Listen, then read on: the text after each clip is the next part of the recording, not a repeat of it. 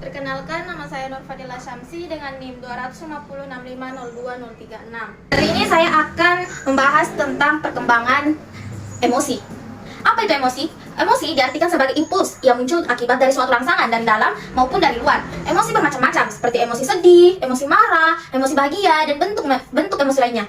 Emosi dalam bahasa awamnya seringkali dipakai untuk mendeskripsikan amarah saja. Akan tetapi, sebenarnya emosi memiliki arti yang lebih luas dan mewakili banyak macam perasaan.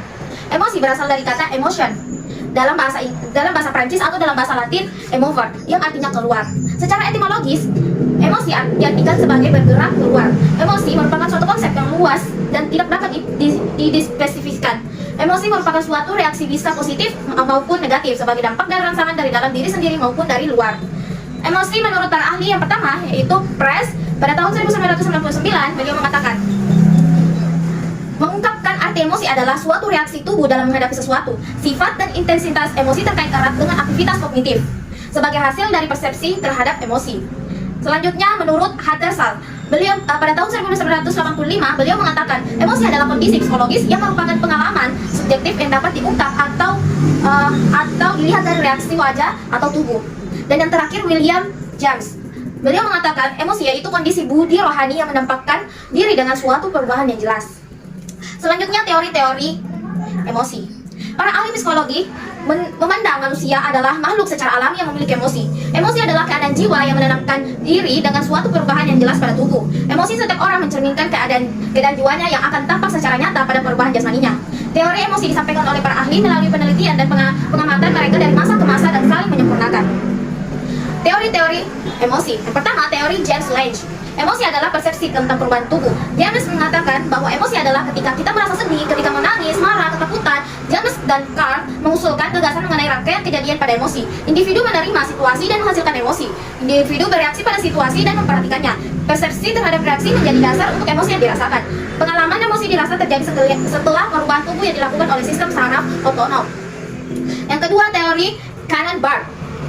Emosi yang dirasakan dan respon dari tubuh merupakan keadaan yang berdiri sendiri. Cannon mengajukan pendekatan untuk melihat adanya hubungan antara keadaan tubuh dan emosi yang dirasakan melalui riset. Cannon kemudian menyatakan bahwa emosi merupakan apa yang dirasakan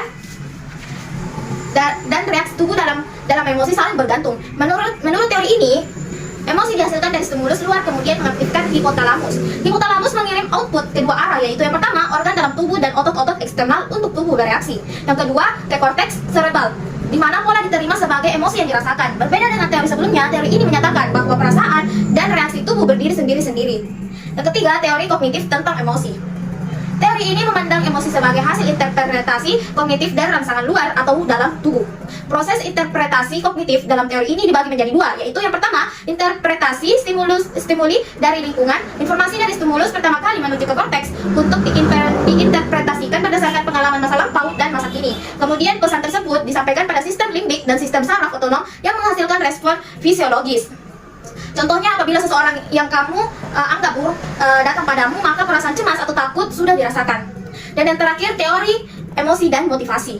Emosi dan motivasi berjalan beriringan bersamaan. Emosi ditempatkan sebagai suatu rangkaian dari emosi. Emosi merupakan bagian dari motif-motif atau dorongan. Tompkins mengungkapkan bahwa emosi merupakan energi bagi dorongan-dorongan yang selalu muncul bersamaan. Menurut Lippert, garis pemisahnya sangat tipis, yaitu seperti ketakutan. Ketakutan merupakan emosi, tetapi juga motif pendorong perilaku. Orang merasa takut dan terdorong melakukan perilaku yang memiliki tujuan tertentu. Selanjutnya, jenis-jenis emosi. Secara keseluruhan, emosi digolongkan dalam dua golongan, yaitu emosi positif dan emosi negatif.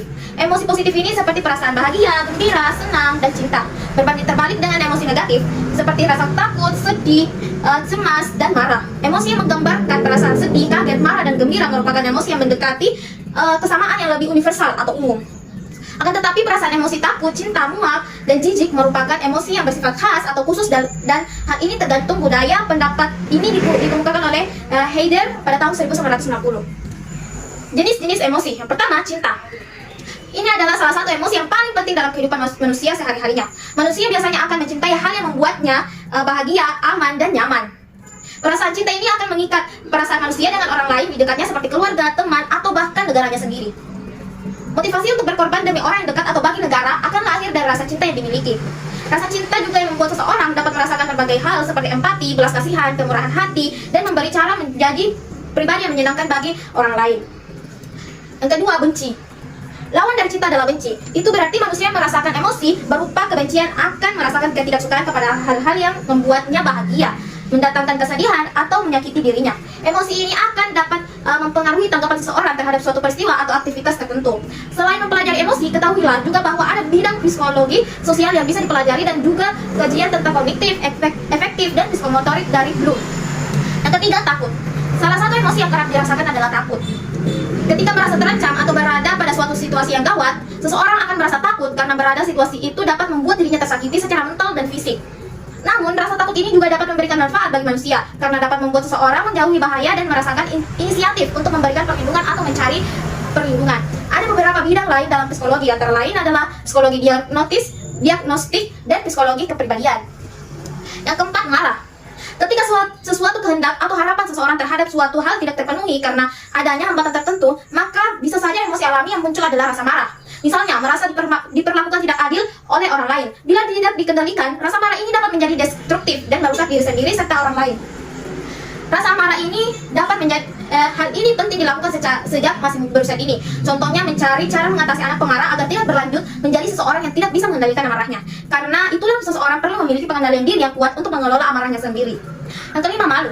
Perasaan ini akan timbul ketika seseorang merasa telah melakukan suatu perbuatan yang tercela atau mempertaruhkan harga dirinya. Seseorang bisa merasa malu apabila ia tahu bahwa perbuatannya itu adalah suatu hal yang buruk dan tidak etis, serta takut bahwa perbuatannya itu akan diketahui umum.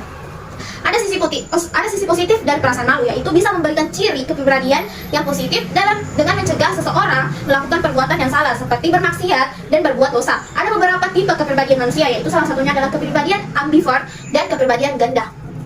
Yang keenam, dengki. Rasa dengki adalah emosi yang dimiliki oleh banyak orang, hanya kadarnya berbeda-beda seperti setiap orang. Yang membedakan adalah kemampuan orang untuk mengelola perasaan negatif berupa dengki di dalam dirinya sehingga tidak menguasai seluruh tindakan serta sifatnya. Dengki muncul apabila merasa iri terhadap apa yang dimiliki orang lain, rasa mencintai apa yang menjadi milik orang lain, dan mengharapkan bahwa hal itu menjadi miliknya juga. Dengki juga bisa timbul karena tidak suka melihat kesuksesan orang lain dan berharap dirinya lah yang menjadi nomor satu. Yang ketujuh, cemburu. Ketika seseorang merasa cintanya tersaingi terhadap suatu objek tertentu, maka hal itu akan melahirkan perasaan cemburu dan semangat untuk bersaing memperlihatkan yang terbaik kepada objek cintanya. Emosi ini termasuk pada perasaan yang menggelisahkan karena pada umumnya orang yang merasa cemburu tidak akan memperlihatkan perasaannya, namun hanya menyimpannya dalam hati karena anggapan bahwa memperlihatkan perasaan cemburu adalah perasaan yang memperlihatkan kelemahan seseorang, sehingga ia akan gelisah sebelum dapat mengatasi rasa cemburunya tersebut. Yang kedelapan, gembira. Emosi gembira akan dirasakan apabila seseorang merasa bahagia, dan itu berarti ada suatu hal yang menyenangkan hatinya. Orang biasanya merasa gembira apabila mendapatkan hal yang baik dalam hidupnya, atau mendapati bahwa harapannya terkabul sesuai dengan apa yang diinginkan sejak awal, atau mendapatkan hal yang menjadi tujuannya. Yang kesembilan, terkejut. Emosi berupa perasaan terkejut akan dirasakan apabila seseorang tidak mempunyai persiapan atau tidak mengetahui apa yang akan terjadi. Terkejut bisa meliputi perasaan terkesiap, takjub, dan terpana, serta terkadang perasaan tidak siap dan tidak tahu apa yang harus dilakukan. Perasaan ini bisa menjadi emosi yang negatif maupun positif, tergantung kepada alasan yang membuat seseorang terkejut. Terkadang perasaan terkejut bisa menjadi cara mengenali potensi diri seseorang dalam mengatasi atau situasi yang tidak terduga. Dan yang terakhir, sedih. Sedih adalah emosi yang dirasakan seseorang mengalami hal yang mengecewakan dan menyakiti hatinya, juga mengalami kehilangan sesuatu yang disayangi atau dicintai. Misalnya ketika putus cinta atau mengalami kematian orang terdekat. Rasa sedih bisa meliputi duka cita, depresi jika mengalami kesedihan dalam waktu lama. Seseorang yang memiliki kecerdasan emosional dalam psikologi akan mampu mengelola rasa sedihnya sebelum mencapai tahap depresi. Beberapa jenis emosi ini mampu dirasakan oleh semua orang di seluruh dunia terlepas dari latar belakang dan budayanya. Namun, pengalaman merasakan emosi ini merupakan hal-hal yang benar-benar subjektif. Pengalaman pribadi terhadap emosi yang dirasakan ketika mengalami suatu kejadian akan membedakannya dengan emosi yang dirasakan oleh orang lain pada situasi yang sama. Selanjutnya, tahapan perkembangan emosi. Perkembangan emosi remaja 11-12 tahun. Pada usia 11-12 tahun, anak remaja biasanya akan menghadapi perubahan fisik di awal masa pubertasnya. Perubahan fisik ini dapat membuat sebagian dari mereka merasa canggung dan insecure. Kondisi ini bisa membuat anak remaja hanya memikirkan dirinya sendiri dan cenderung membanding-bandingkan dirinya dengan teman sebaya. Tidak hanya itu, perkembangan emosi remaja di usia ini dapat membuat mereka tidak memberikan konsekuensi jangka panjang dari perilakunya. Sebagai orang tua, Anda perlu tahu bahwa anak berusia 11-12 tahun dapat mengkhawatirkan penampilan fisik mereka dan merasa khawatir tidak diterima di dalam lingkungan pertemanan sebayanya. Perkembangan emosi remaja 13 sampai 14 tahun. Anak remaja pada usia 13 sampai 14 tahun cenderung lebih merasa sensitif terhadap masalah sosial, seperti sedang dikucilkan oleh teman-teman sebayanya di sekolah. Emosi di dalam dirinya sedang bergejolak. Bisa jadi ia meluapkan rasa kesalnya dan menutup pintu kencang-kencang, berteriak, ingin menyendiri dan menjaga jarak dengan orang tuanya. Namun Anda perlu ingat, berbagai masalah sosial ditemui oleh anak di luar rumah adalah proses pembelajaran anak untuk menjadi individu yang mandiri dan tidak bergantung pada orang lain. Yang ketiga, perkembangan emosi remaja 15 sampai 16 tahun. Anak remaja yang berusia 15 sampai 16 tahun dapat mulai mencari sensasi dengan melakukan hal-hal negatif, seperti minum alkohol, mencoba obat-obatan terlarang, atau terlibat dalam seks bebas. Penting bagi orang tua untuk memantau mereka agar tidak terjerumus ke dalam hal-hal negatif tersebut. Selain itu, anak remaja berusia 15 sampai 16 tahun mungkin juga bisa merasa stres tentang nilai ujiannya di sekolah dan hubungannya dengan teman atau pacarnya. Ditambah lagi, mereka dapat menetapkan ekspektasi tinggi untuk diri sendiri. Pada masa ini, anak remaja menjadi cukup labil. Mereka bisa bersikap sok tahu dan membangkang pada hari ini. Tapi jangan kaget ketika esok harinya mereka tiba-tiba merasa tidak yakin dan tidak percaya diri secara. Tidak hanya itu, anak-anak remaja 15 sampai 16 tahun juga dapat mulai mencoba memahami konsekuensi jangka panjang dari tindakan mereka. Dan yang terakhir, perkembangan emosi remaja 17 sampai 21 tahun. Pada usia ini, fisik anak remaja sudah berkembang sepenuhnya. Mereka juga dianggap sudah bisa mengontrol diri agar tidak melakukan hal-hal yang berisiko. Anak Anda pun sudah dewasa. Mereka bisa membuat rencana strategi ke depannya dengan kreatif dan mampu menyelesaikan masalahnya sendiri. Prioritas anak remaja di usia ini biasanya tertuju pada masa depan, seperti masuk perguruan tinggi, favorit, hingga bekerja. Meski begitu, otak anak remaja masih akan terus berkembang hingga pertengahan usia 20-an. Maka dari itu, teruslah bimbing mereka agar tidak salah jalan. Selanjutnya, bimbingan emosi pada anak dan remaja. Emosi pada anak. Meskipun kemarahan adalah emosi yang normal dan harus diungkapkan, ada beberapa ekspresi kemarahan yang bisa membuat seorang anak justru menjadi kasar dan agresif.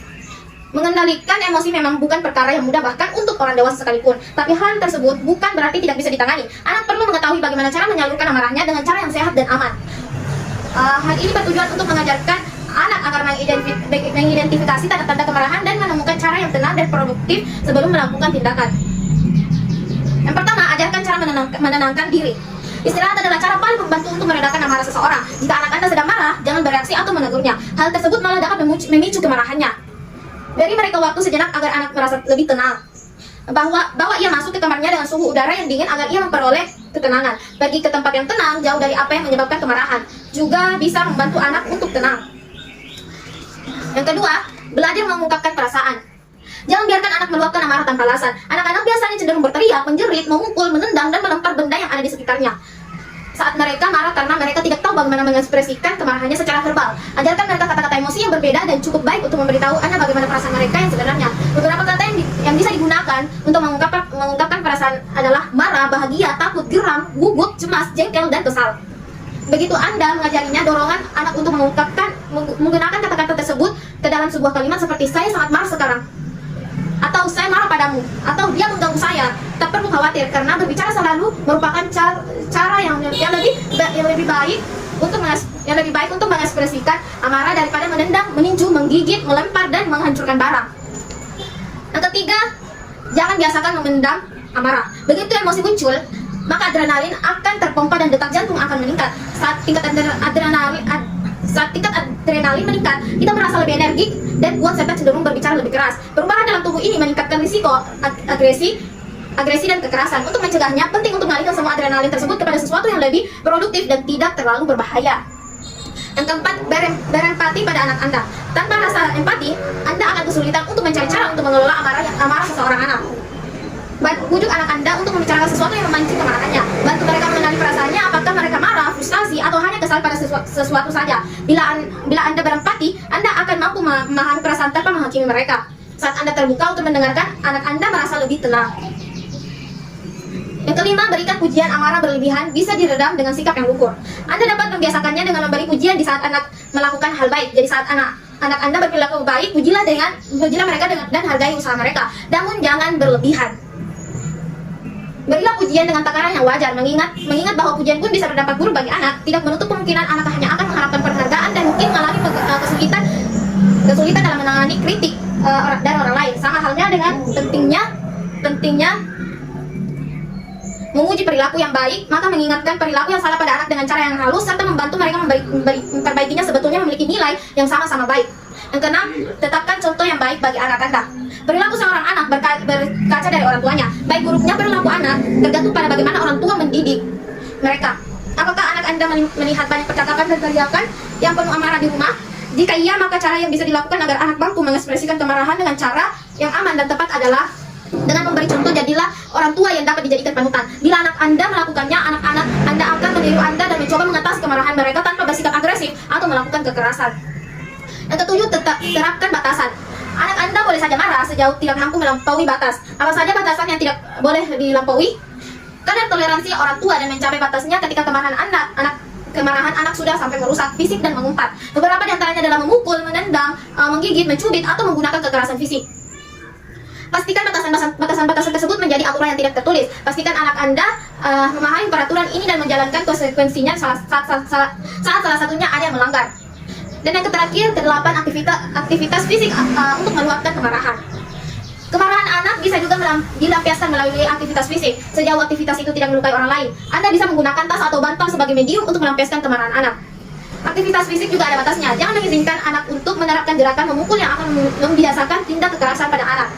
Anda juga bisa mengajarkan anak untuk menuliskan perasaan mereka pada selembar kertas, lalu menyobeknya hingga menjadi potongan kertas yang berkeping-keping. Menggambar atau melukis menggunakan warna juga bisa menjadi cara yang bagus untuk menenangkan pikiran dan mengubah kemarahan menjadi suatu yang kreatif. Selanjutnya, emosi pada remaja. Jika emosi mampu dikendalikan dengan cara yang baik, maka kebaikan itu akan membantu anak menghindari ledakan-ledakan kemarahan yang bisa menyakiti anak Anda dan orang lain di sekitarnya. Berikut adalah beberapa cara yang bisa membantu anak untuk mengelola kemarahan mereka dengan cara yang lebih baik. Yang pertama, salah satu perkembangan yang cukup sulit bagi remaja adalah pencapaian kematangan emosionalnya. Pencapaian kematangan emosional remaja dapat dikembangkan oleh bimbingan dan konseling. Pada pelaksanaannya, banyak siswa yang belum mampu mengendalikan emosinya karena pada satu sisi siswa yang merupakan sosok remaja cenderung terbawa oleh gejolak emosi, dan di sisi lainnya siswa dituntut untuk menyesuaikan diri dengan lingkungan sekitarnya. Siswa yang belum mampu mengendalikan emosinya memerlukan arahan dan bimbingan baik dari orang tua maupun di sekolah. Di sekolah, konselor memiliki peranan yang besar untuk memberikan arahan kepada siswa guna memahami, merealisasikan dan mengatasi masalah emosi melalui program BK. Bimbingan konseling memiliki peranan penting dalam membantu siswa mengendali emosinya. Secara konseptual, bimbingan berperan sebagai upaya membantu individu agar berkembang secara optimal. Adapun tujuan pemberian layanan bimbingan dan konseling adalah agar siswa mampu memahami dirinya dari lingkungannya. Menurut Priyatmoko, upaya untuk meningkatkan kemampuan mengendalikan emosi siswa adalah dengan memberikan layanan dasar, yaitu dengan strategi bimbingan kelompok. Strategi dalam bimbingan kelompok untuk dapat meningkatkan pengendalian emosi, yaitu dengan cara memanfaatkan proses terjadinya dinamika kelompok yang ada dalam kelompok tersebut dengan memberikan kesempatan kepada siswa untuk bisa mengungkapkan pendapatnya, melatih diri untuk dapat menerima dan terbuka terhadap pendapat orang lain, dan melatih diri untuk bersabar dalam menghadapi sikap dan perilaku orang lain.